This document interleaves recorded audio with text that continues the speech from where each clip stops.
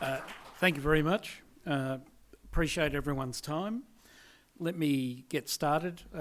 As you see by what we're talking about, this is software for the logistics industry, and let me explain. I'll give you a background on what's happening in the logistics industry, which is changing rapidly.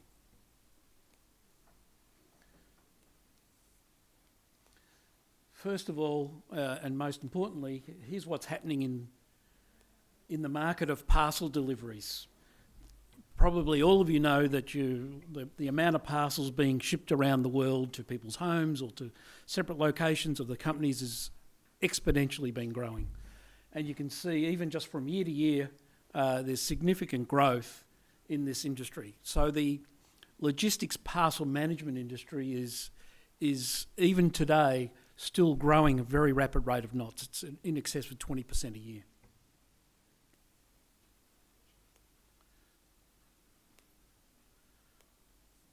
And when you equate those numbers, what it boils down to, it's a huge business. It's 5,000 parcels a second, and this is across 13 countries, by the way. It's not across the entire planet. 436 million parcels a day. That's 41 parcels per person. It's 137 parcels per household in a year, and that's definitely my household. I can assure you of that by the amount of couriers that come in and out of my place. So it is a business that's an industry that is absolutely changed, and the main reason why it's changed is that the software businesses, e-commerce has made that change happen. And even now, with that industry growing as rapidly as it is, these companies need to find ways to reduce their last mile delivery, their costs to your home and my home and people's houses, apartments, to companies, et cetera, et cetera. So there's a great effort happening in this industry to continue to reduce their costs. Compound on top of that, it's an industry that generates a lot of CO2, and they are very focused on how do they reduce their CO2 emissions at the same time.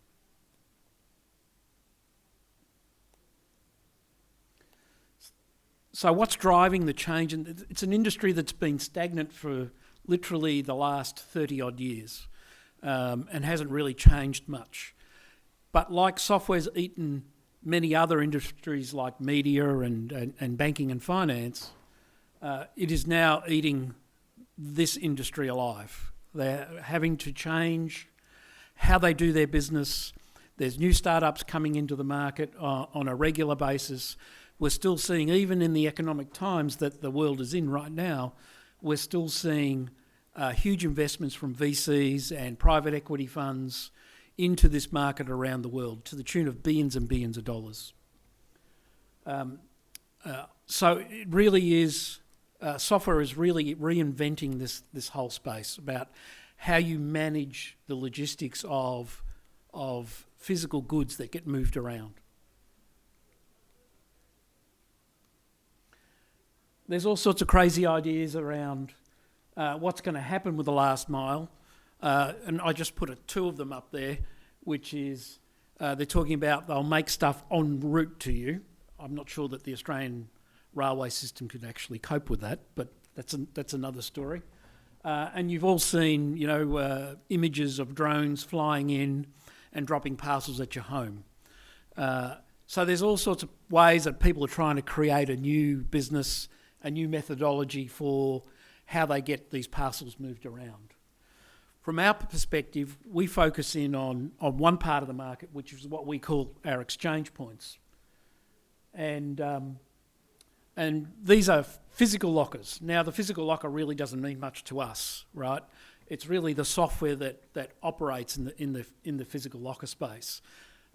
It seems fairly simple. Someone puts a parcel into your locker, then you take it out. Well, I wish it was that simple. There is a lot of software that goes into the background of what happens.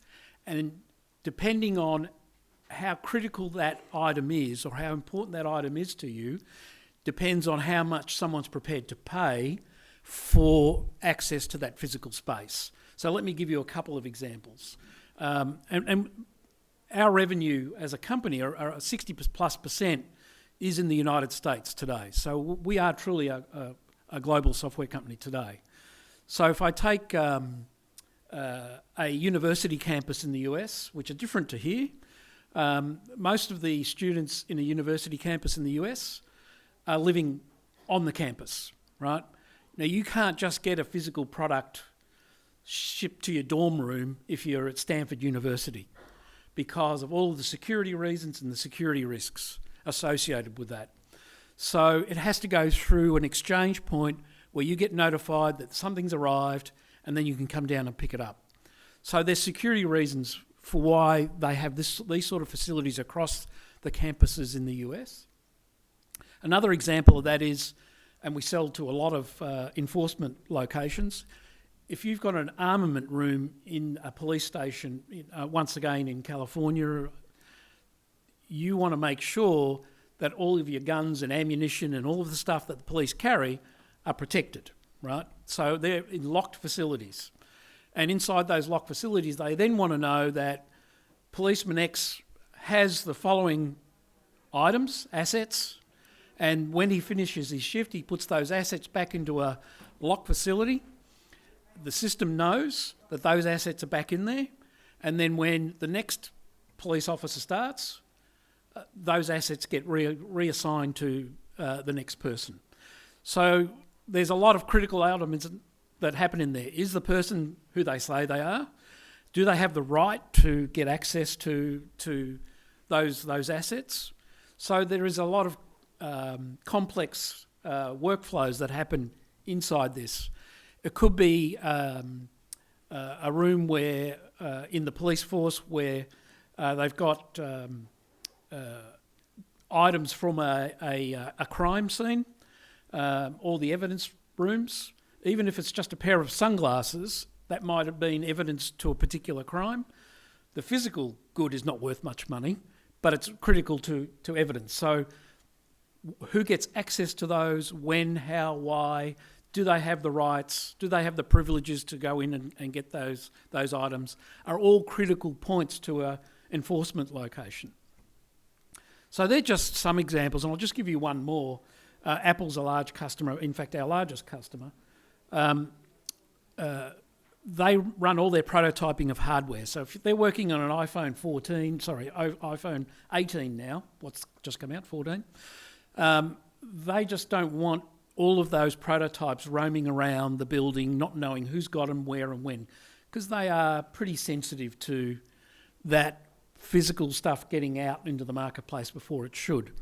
So every one of the every piece of hardware prototyping that happens on the Apple campuses goes through a facility like this. And that way they know that Team X has got this physical piece of asset, then it goes off to the next team. They know that the next team's going to have it for 3 days, 3 months, whatever the time might be. They've got the rights to it, and on it goes through their development process. They're just some examples of why these systems are important. We call it chain of custody. And chain of custody is about someone who cares when it gets handed off to someone else, right? So the more important the chain of custody is, the higher price they will pay for all of the security and software assets that can track those systems inside their organisation.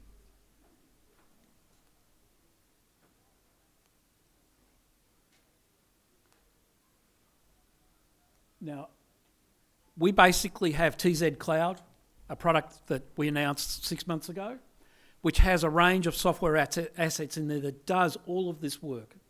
And it is a complete ecosystem for our corporate customers, our consumer customers, whether they're retail, commercial, residential, corporate, and for logistics companies. So we have a complete stack in there, or software stack, and I won't take you through the detail of that, but in there sits all the workflows for people to be able to operate their requirements for physical access of their physical goods. And so that's what we do. We do it at scale. We do it in the cloud. We do it across the world, whether it's Apple themselves or NATO or the Pentagon. These systems are typically spread across many, many locations. So in reality, it's all about the software. The other thing that I did was we migrated our software from perpetual licenses into a SaaS program.